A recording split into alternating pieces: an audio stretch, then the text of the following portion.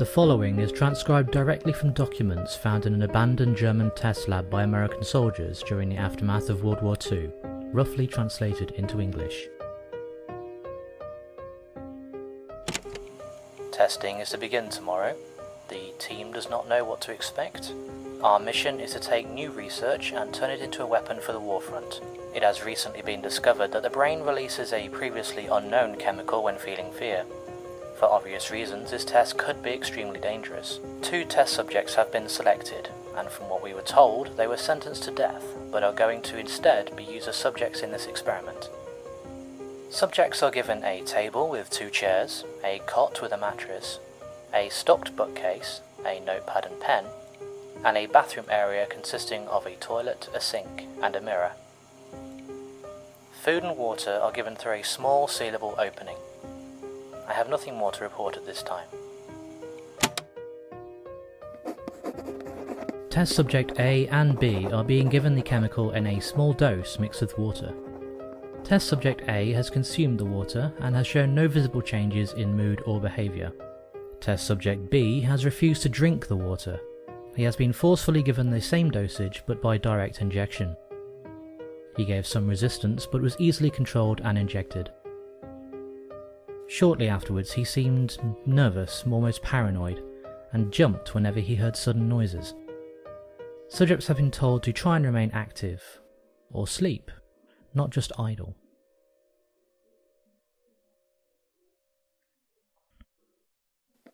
It took time, but we have developed a gas-based version of the chemical. If shown effective on subjects, this could become a viable weapon. Dosage has been increased slightly. Neither subjects were aware that the chemical was being let into the room. After a few minutes, subject A stopped reading and began to look around the room cautiously. After an estimated hour, he began to read again. Subject B immediately responded. He opened the notebook for the first time and wrote, "What is going on? Stop whispering to me. I do not want to hear you," onto a piece of paper, ripped it out of the notebook and slipped it under the door. No reply was given. We are going to observe the effects of long-term, low amounts of the gas on subject A, and we are going to observe the effects of a short, high amount period of the gas on subject B. The results are shocking, to say the least. Subject A progressively became more unstable. He stopped reading, would not eat, and avoided the mirror at all costs. He suddenly became very aggressive and threw a heavy book at the mirror with surprising force, shattering it. Subject B's reaction was more curious. He began staring at the second chair, but he was not looking at the chair. He was looking as if he was making eye contact with someone sitting in the chair. Something seems amiss, but we are definitely getting results. The Führer will be most pleased.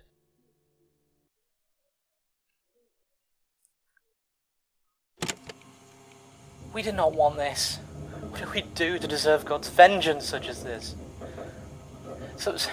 Subject B escaped his cell. The chair he was staring at was thrown across the room, straight into the viewing glass, instantly shattering it. It was 5 inches thick, reinforced. He didn't even touch the chair.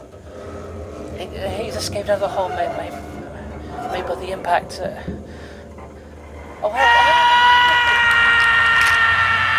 The vents, leaking the gas into the rest of the facility. The power has gone offline and he's killed all of the guards. Oh my lord, no, please.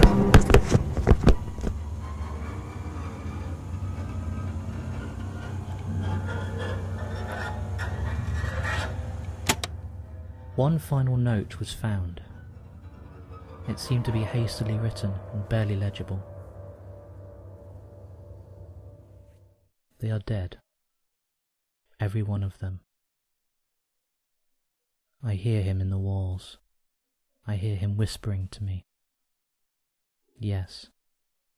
Yes, please come and take me away. I want no more of this.